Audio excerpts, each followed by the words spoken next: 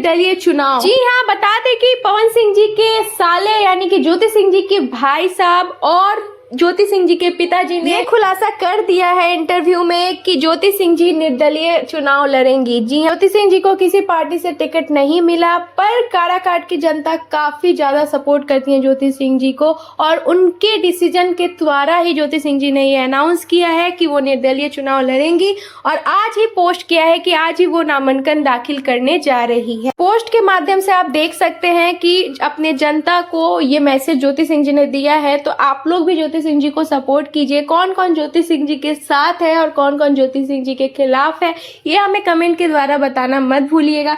बता दें कि ज्योति सिंह जी के पिता और उनके भाई ने पहले ही अनाउंस कर दिया था कि ज्योति सिंह जी निर्दलीय चुनाव लड़ेंगे। ज्योति सिंह जी ने ऑफिशियली आज अपने जनता को बताया है, जिससे कि पवन सिंह जी के फैंस काफी ज्यादा नेगेटिव कमेंट कर रहे हैं। वीडियो पसंद आए तो लाइक जरूर कीजिएगा।